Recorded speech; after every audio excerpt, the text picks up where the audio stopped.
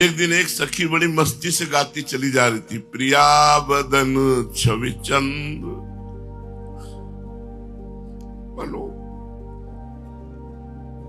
प्रीतम नयन चको प्रेम सुधारस माधुरी पान कर।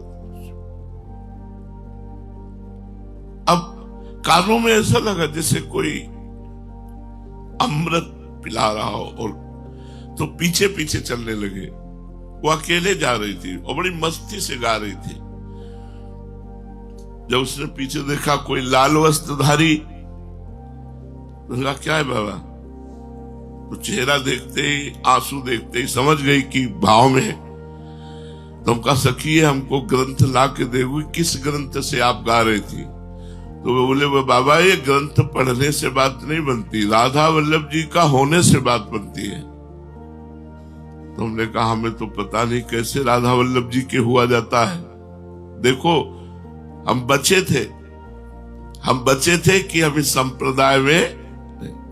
तो उसने कहा मंदिर में राधा वल्लभ जी के जाओ, और किसी को जानते हो तो पूज्य श्री मोहित महाराज जी हमको रोज दोनी देते थे और चरणों में तुलसी दल चढ़ा। हम कहो बोले बस उन्हीं से जाके कह दो मुझे राधा वल्लभ जी का बना दो। पूरी परिक्रमा ऐसे जैसे हवा चली हो, भागते हुए परिक्रमा देते हुए गए, और परिक्रमा पूरी करके दौड़ते हुए मंदिर गए। आराम मुद्रा में ऐसे बैठे होते तो आचार्य ही है, और मुझे उस समय बिल्कुल श्री जी हमारे दिमाग में छाई हुई। गए और साष्टांग दंडोत किया। हम कहा महाराज जी मुझे राधा वल्लभ जी का बना दो।